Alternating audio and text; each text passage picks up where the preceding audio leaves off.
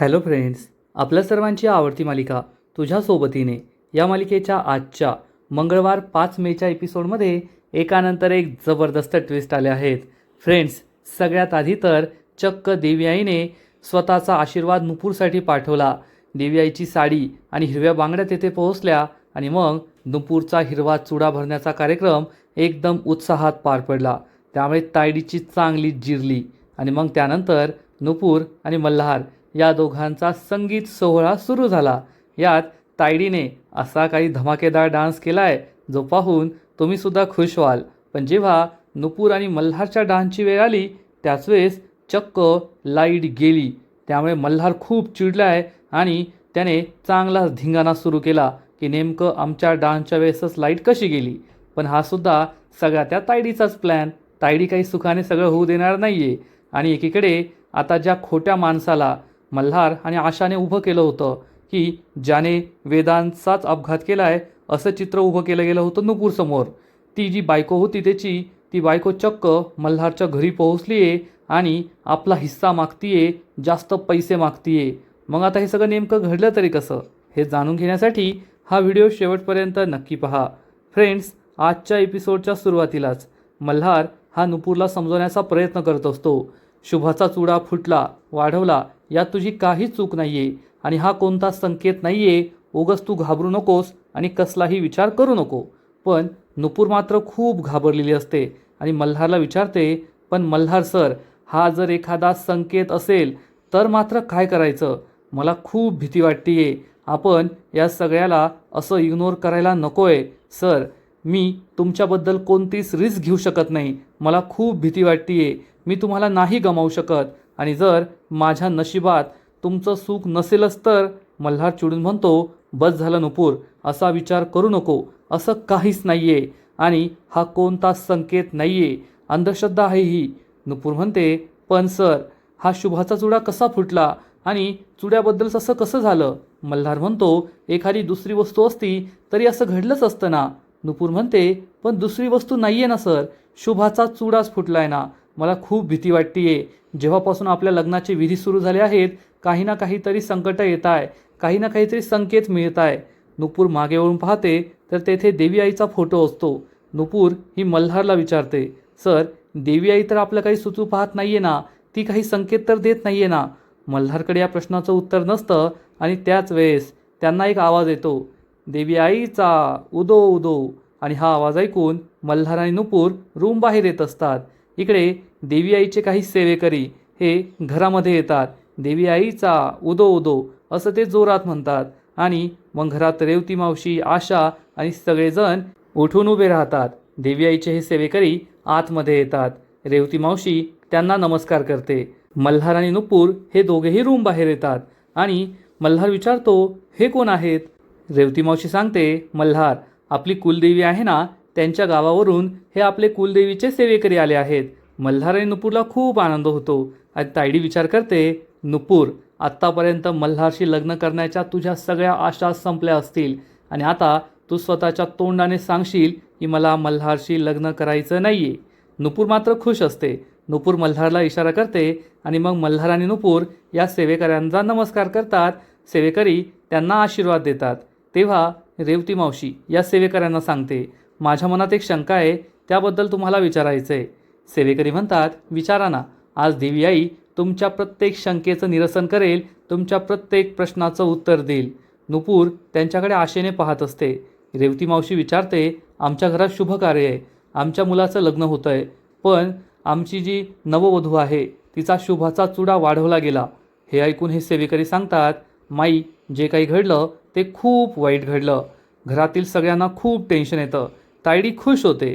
पण तेवढ्यात देवी आईची सेवेकरी विचारते, माई, तुमच्या घरात शुभ कार्य आहे, मग तू देवीसाठी नैवेद्य, आमंत्रण हे सगळं पाठवलं की नाही? रेवती मावशी सांगते, हो हो, मी वेळेवरच पाठवलं. मग हे सेवेकरी सांगतात, म्हणूनच देवी आईने आपला आशीर्वाद स्वतः तुमच्यासाठी पाठवलाय. जे काही झालं ते अतिशय योग्य झालं. तुम्हाला देवी आईचा आशीर्वाद मिळालाय. असं म्हणून हा सेवेकरी आपल्या हातात जे ताट असतं त्यावरील कपडा बाजूला करतो आणि यामध्ये चक्क देवी आईची साडी आणि हिरवा चुडा असतो. हे पाहून मल्हार आणि नुपूरला खूप आनंद होतो. तर तायडी आणि मीनाच्या पायाखालची जमीनच सरकते. आशा, अन्वय, जिया, कोमल सगळे खूप खुश होतात आणि नुपूर ही मल्हारकडे हसून पाहते. मल्हारसुद्धा खूप खुश होतो आणि ही देवी आईची सेवेकरी सांगते, खरंच तुमच्या घरच्या होणाऱ्या सुनेला देवी आईचा आशीर्वाद मिळालाय. देवी आईने नेसलेली साडी आणि देवी आईला अर्पण केलेला हा हिरवा चुडा तुमच्या सुनेसाठी आलाय. नुपूरच्या चेहऱ्यावर आनंद ओसंडून वाहू लागतो. तिला खूप आनंद होतो. तिच्या डोळ्यात आनंदाचे अश्रू येतात. मल्हार खुश होतो. रेवती मावशीला काय बोलावं ते समजतच नाही. मीनाचा चेहरा तर पाहण्यासारखा होतो. तिच्या चेहऱ्यावर 12 वाजतात. आशासुद्धा खूप इमोशनल होते. जिया, कोमल खुश होतात. तायडीच्या चेहऱ्यावर मात्र 3:13 वाजलेले असतात. तिला कळतच नाही की हे सगळं काय होतंय. मल्हार विचारतो, नुपूर आता तर खुश आहे ना? नुपूर म्हणते, हो सर, देवी आईचा आशीर्वाद मिळालाय मला. आणि आशा देवी आईचे आशीर्वाद मानते. नुपूर, तुझी भक्ती आज फळास आली. देवी आईने स्वतः तुझ्यासाठी हिरवा चुडा पाठवला. आणि मग देवी आईची ही सेवेकरी सगळ्यांना सांगते, देवी आई ही कधीच आपल्या भक्तांचं काही वाईट होऊ देत नाही. आणि देवी आईनेच तुमच्या घरच्या होणाऱ्या सुनेला हा शुभाशीर्वाद पाठवलाय. आता तुमच्या घरात जे काही अनिष्ट होतं, जे काही वाईट होतं ते सगळं टळलंय. आता तुमच्या आयुष्यात काहीच अशुभ होणार नाहीये. मल्हार आणि नुपूरला खूप आनंद होतो. तायडीचा जप फाट होत असतो. मीनासुद्धा तोंड वाकडं करते. आणि मग देवी आईची ही सेवेकरी नुपूरला म्हणते, ए ग पोरी, ये पुढे. तुझ्यासाठी देवी आईने हा हिरवा चुडा आणि स्वतःची नेसलेली साडी पाठवली आहे. हे सगळं घे, हे तुझंच आहे. नुपूरला खूप आनंद होतो. तायडीला काय करावं ते कळतच नाही. नुपूर देवी आईचा आशीर्वाद घेते, त्याला नमन करते. मीना, तायडी खूप चिडतात आणि मग नुपूर ही सगळ्यांना ठणकावून सांगते, खरंच आज मला कळलं की माणूस हा कितीही नीच वृत्तीने वागत असला ना तरी देवी आईसमोर तो काहीच करू शकत नाही. देवी आई खऱ्याचं खरं नक्कीच करते. आपल्या भक्तांची साथ नेहमी देते. तायडीला समजतं की नुपूर तिला टोमणा मारतीये. त्यामुळे नुपूरचं असं बोलणं ऐकून तायडी खूप चिडते. आशाच्या डोळ्यात पाणी आलेलं असतं. मल्हार नुपूरला विचारतो, नुपूर आता खुश आहेस ना? नुपूर सांगते, हो सर, देवी आईने मला स्वतःचा चुडा पाठवलाय, स्वतःची साडी पाठवली आहे. यापेक्षा मोठं गिफ्ट माझ्यासाठी काय असू शकतं? मल्हार विचारतो, आता तर तुला चांगला संकेत मिळालाय ना? नुपूर म्हणते, हो सर, याच्यापेक्षा जास्त शुभ संकेत दुसरा कोणता असू शकतो? आशाच्या डोळ्यात पाणी आलेलं असतं. रेवतीची सुद्धा बोलती बंद झालेली असते आणि मीना, तायडीचा तर चेहरा पाहण्यासारखा झालेला असतो. मग देवी आईची ही सेवेकरी सांगते, दादा आता तुम्ही स्वतःच्या हाताने तुमच्या होणाऱ्या बायकोच्या हातात हा शुभाचा चुडा घाला. आणि मग मल्हार हा स्वतःच्या हाताने नुपूरच्या हातात या बांगड्या भरतो, शुभाचा चुडा भरतो. पण अजूनसुद्धा रेवती मावशीचा चेहरा पडलेलाच असतो. आता देवी आईने स्वतः नुपूरसाठी एवढं काही केलं आहे, पण तिचा काही विश्वास बसलेला नसतो. पण मल्हार आणि नुपूर खूप खुश असतात. मल्हार स्वतःच्या हाताने नुपूरच्या हातात हा शुभाचा चुडा, बांगड्या भरत असतो. त्याच्या आईच्या सोन्याच्या बांगड्यासुद्धा तिच्या हातात तो भरतो. नुपूर मल्हारकडे प्रेमाने पाहते. मल्हार तिच्याकडे प्रेमाने पाहत असतो. आशा खूप खुश असते आणि तायडीच्या डोळ्यात पाणी आलेलं असतं. तिचे डोळे लाल लाल झालेले असतात. आपला एवढा मोठा प्लॅनसुद्धा फ्लॉप झाला म्हणून ती खूप चिडते आणि नुपूरकडे पाहून विचार करते, नुपूर आज पुन्हा एकदा तू जिंकलीस, पण तुला माझी इच्छाशक्ती माहीत नाही आहे. माझी इच्छाशक्ती खूप प्रबळ आहे, खूप बळकट आहे. मी काहीही करेल पण तुझं हे लग्न होऊ देणार नाही. तुझ्या चेहऱ्यावर हा जो आनंद आहे ना तो मी जास्त काळ टिकू देणार नाही, एवढं लक्षात ठेव. फ्रेंड्स, खरंच तायडीकडून शिकून घ्यावं. एखाद्या गोष्टीच्या मागे लागलं की ती गोष्ट होईपर्यंत हार मानायची नाही. तायडी ही खरंच खूप डेंजरस आहे. आणि इकडे मल्हारच्या बंगल्याबाहेर चक्क ती बाई पोहोचते जिने माधवच्या बायकोचा रोल केला होता. आपल्या सगळ्यांना माहिती आहे की नुपूरला वेदांच्या धक्क्यातून बाहेर काढण्यासाठी मल्हार आणि आशाने एक प्लॅन बनवला होता.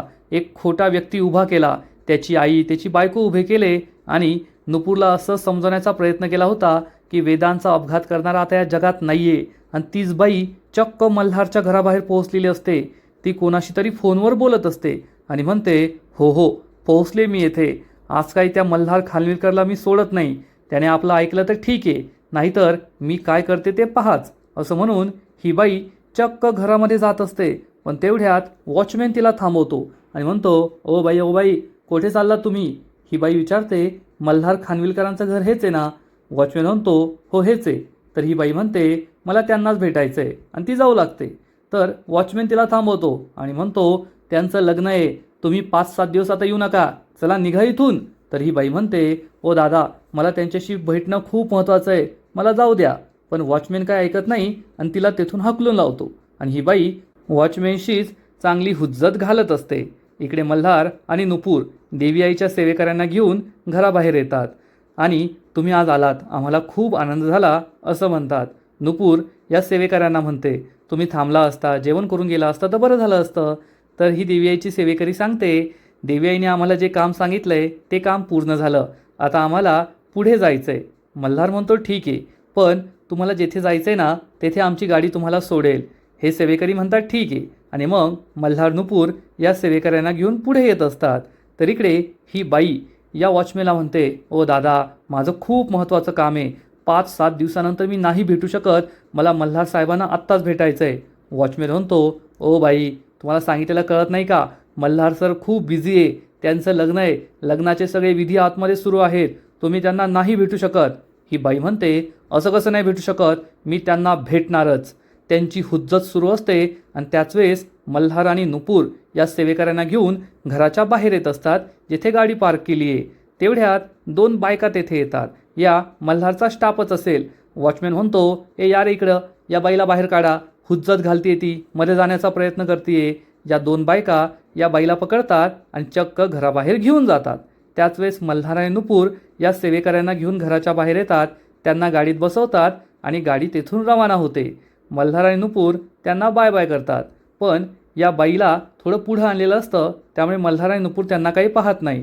मल्हार नुपूरच्या हातात या बांगड्या पाहतो आणि म्हणतो नुपूर मेहंदीने रंगलेले तुझे हे हात आणि हा हिरवा चुडा, खरंच तुझे हात खूप सुंदर दिसत आहे. नुपूर लाजते. मल्हार तिला म्हणतो आज हिरवा चुडा भरण्याचा कार्यक्रम झाला, संध्याकाळी संगीत. नुपूर म्हणते हो सर, आज आपण पहिल्यांदाच एकत्र ताल धरणार आहोत. तर मल्हार म्हणतो नुपूर आयुष्यभर मला तुझ्या तालावर नाचायला आवडेल.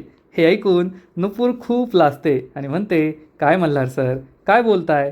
मल्हार म्हणतो एकदम बरोबर बोलतोय, मला बायकोच्या तालावर नाचायला खूप आवडेल. नुपूर लाजते आणि म्हणते चला आता आतमध्ये, आणि हे दोघेही आतमध्ये जाऊ लागतात. पण तेवढ्यात ही ॲक्टर ही बाई त्या 2 बायकांच्या हातातून आपला हात सोडवते आणि ओ मल्हार खानविलकर, ओ मल्हार खानविलकर असं जोरजोरात ओढत आतमध्ये धावते. पण मल्हार आणि नुपूर तोपर्यंत मध्ये निघून गेलेले असतात. वॉचमॅन आणि या 2 बायका परत या बाईला पकडतात आणि बाहेर घेऊन जातात. तेवढ्यात मल्हार आणि नुपूर बाहेर येतात. त्यांनी हा आवाज ऐकलेला असतो. मल्हार विचारतो काय झालं रे. तर हा वॉचमन सांगतो काय नाही हो साहेब, एक बाई होती घरात येण्याचा प्रयत्न करत होती, मी तिला घराबाहेर हाकलून दिलं. मल्हार विचारतो तू ये ना लोकांशी थोडा नीट वागत जा, ती बाई कशावरून घरात येत होती. तर हा माणूस सांगतो अहो त्यांना माहिती आहे ना आता घरात लग्न आहे, तर असं शगून मागायला फुकटचे पैसे उकळायला आले असतील, नाहीतर हात मारायला, तुम्ही नका टेन्शन घेऊ. नुपूर म्हणते पण खरंच त्यांना काही महत्त्वाचं काम असेल तर. हा वॉचमॅन म्हणतो कसलं महत्त्वाचं काम, हे लोक मी चांगले ओळखतो. तर मल्हार म्हणतो ठीक आहे, पण पुढच्या वेळेस असं करू नको, त्यांच्याशी नीट वाग. वॉचमॅन म्हणतो ठीक आहे साहेब. वॉचमॅन जातो. हे दोघेही घरामध्ये येतात आणि मग पाहता पाहता रात्र होते आणि मल्हार नुपूर यांच्या संगीताची सगळी तयारी झालेली असते. तायडीच्या या भाड्याच्या मैत्रिणी ज्यांना फक्त मल्हार आणि नुपूरच्या लग्नात विघ्न आणण्यासाठी बोलवलं आहे आणि फालतूची बडबड करण्यासाठी बोलवलं आहे, त्या तयार झालेल्या असतात, गप्पा मारत असतात. तेवढ्यात नुपूर तेथे येते. नुपूरने एक खूप सुंदर ड्रेस घातलेला असतो, ती अतिशय सुंदर अतिशय छान दिसत असते. पण नुपूरच्या आनंदावर विरजण टाकायलाच या मैत्रिणींना बोलवलेलं आहे. त्यामुळे या मैत्रिणी म्हणतात काय ग कसं जमतं हे तुला. नुपूर विचारते कशाबद्दल बोलताय तुम्ही. तर या मैत्रिणी म्हणतात अगं हे तुझं दुसऱ्यांदा लग्न होतं आहे ना, म्हणजे याच्या आधीसुद्धा तू हे मेहंदी संगीत सगळं केलं असेल, मग दुसऱ्यांदा हे सगळं खुशखुश राहायला आनंदी आनंदी राहायला एवढं तयार व्हायला कसं जमतं तुला.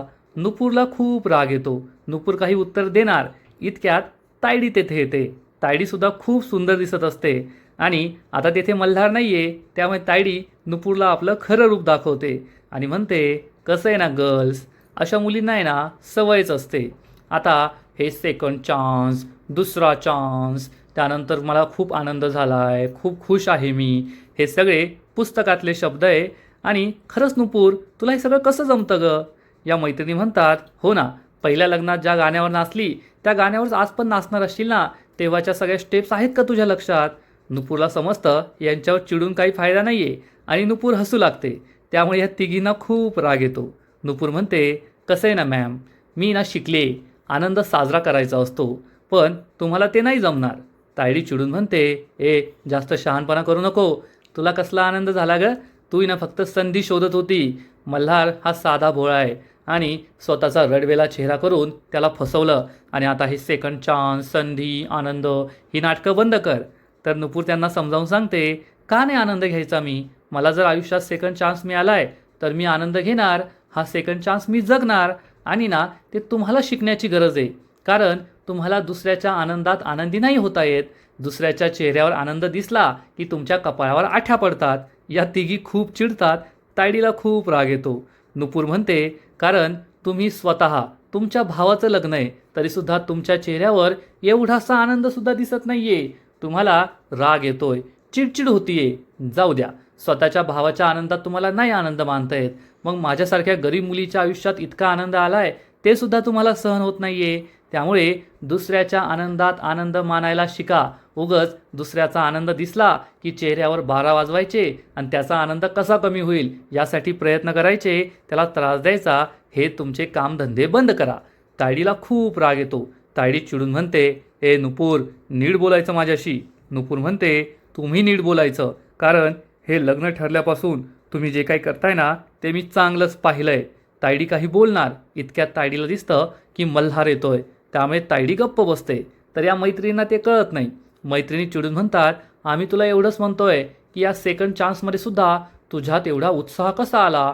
एवढं सगळं साधेपणाने करता आलं असतं ना, एवढं ग्रँड करायची तुला काय गरज आहे?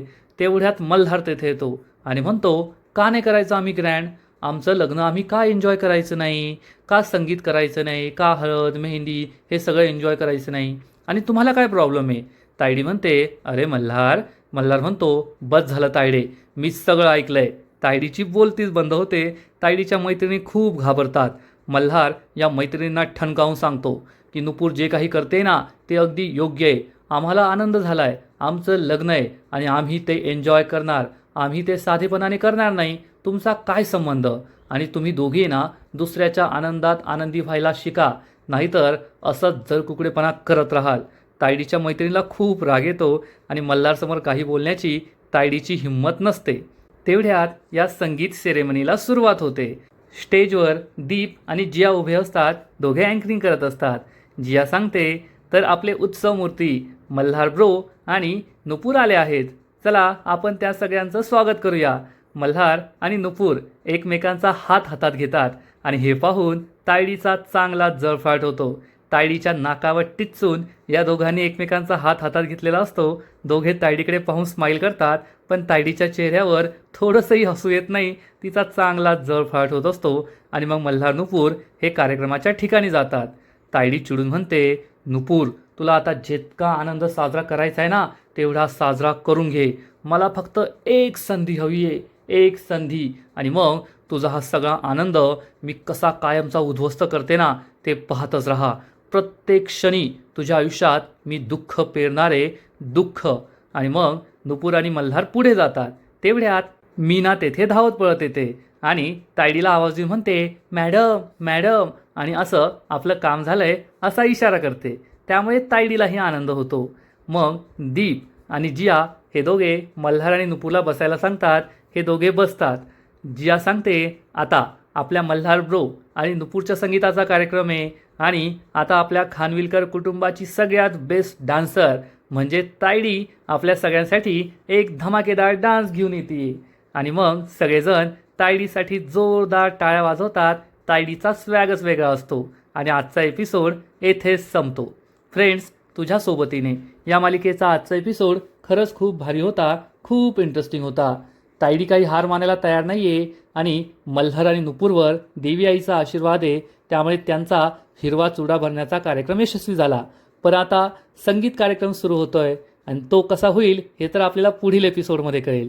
आजचा एपिसोड तर भारी होता, पण पुढील एपिसोड आणखीन भारी असणार आहे, कारण पुढील एपिसोडमध्ये आपण पाहू तायडी एका धमाकेदार गाण्यावर धमाकेदार डान्स सादर करेल आणि हा डान्स करताना सुद्धा ती नुपूरला चांगली टशन देणार की आता मी तुला काही सोडणार नाहीये.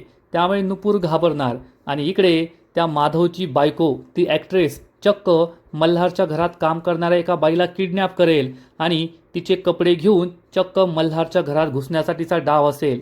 मग आता या बाईला नेमकं हवंय तरी काय हे तर पुढील एपिसोडमध्ये कळणार आहे. आणि दुसरीकडे मल्हार आणि नुपूर या दोघांचा डान्स परफॉर्मन्स सुरू होईल. त्याच वेळेस हॉलची लाईट जाईल. त्यामुळे मल्हार खूप चिडणार आणि दीपला म्हणेल आत्ताच्या आत्ता त्या मॅनेजरला बोलव, आमच्या डान्सच्या वेळेसच लाईट कशी काय गेली. आणि हा सगळा तायडीचा प्लॅन असणार. त्यामुळे तायडी खुश होईल. मग हे सगळं नेमकं घडलं तरी कसं हे पाहायला खूप मजा येणार आहे. तर फ्रेंड्स, तुम्हाला सुद्धा तुझ्या सोबतीने ही मालिका आवडते का नक्कीच कमेंट करून सांगा. आणि या मालिकेचे असेच नवीन नवीन एपिसोड नवीन नवीन अपडेट सर्वात आधी पाहण्यासाठी व्हिडिओला लाईक करा, शेअर करा, चॅनलला सबस्क्राईब करून बेल आयकॉनवर क्लिक करा. म्हणजे या मालिकेचे नवीन नवीन एपिसोड तुम्हाला सर्वात आधी पाहायला मिळतील. खूप खूप खूप धन्यवाद.